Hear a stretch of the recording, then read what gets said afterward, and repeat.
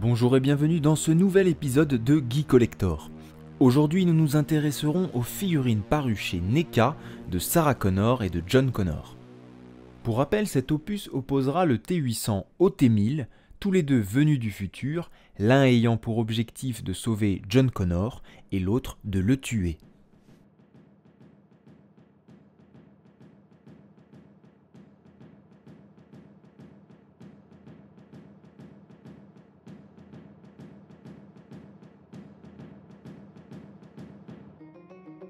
Tout d'abord, il faut bien souligner que la boîte fenêtre est tout simplement magnifique. L'image est telle qu'il ne s'agit pas d'une simple photographie, mais d'un design type dessin que l'on aurait colorisé. Tout cela n'est pas sans rendre un bel hommage aux années 1990, le second film de James Cameron étant sorti en 1991.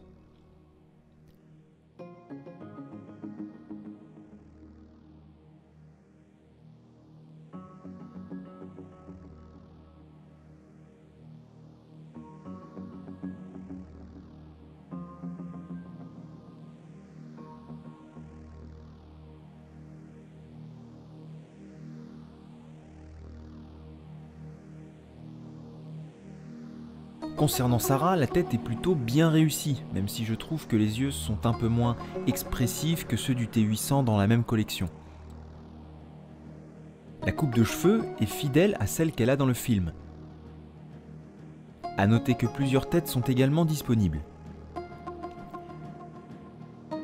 Les détails de cette figurine en plastique sont bienvenus, que cela soit les lacets des chaussures, la sangle en ce qui concerne le M16, le gilet tactique, ou encore le couteau porté à la ceinture, tous ces éléments sont de nature à ravir les fans de la licence, mais aussi les adeptes des figurines bien faites. Les points d'articulation sont toujours présents. La tête peut effectuer des rotations dans les axes X et Y, les bras également, avec une articulation au niveau du coude et au niveau du poignet. Les jambes peuvent enfin être bougées facilement pour permettre à la figurine de tenir debout. Toutefois, comme la plupart des NECA, il faut bien veiller à positionner la figurine pour éviter qu'elle ne tombe. Cela car elle est faite dans des matériaux plastiques légers.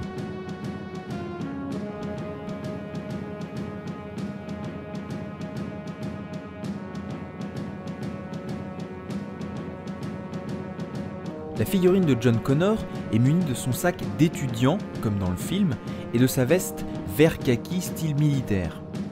La finition du visage est loin d'être parfaite, mais on le reconnaît, et pour une trentaine d'euros l'unité, il n'y a pas trop à se plaindre. John Connor, enfant, n'était pas sorti jusqu'à présent chez NECA. On avait eu des T800, des T1000 et déjà une Sarah Connor tirée du dernier film, mais pas de John.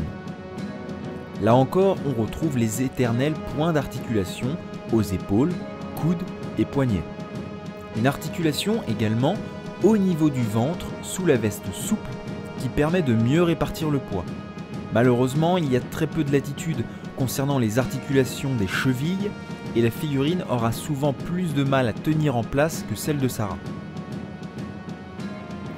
A noter qu'un accessoire sympathique, savoir le bras du T800 sous tube, vient parfaire le set de figurines.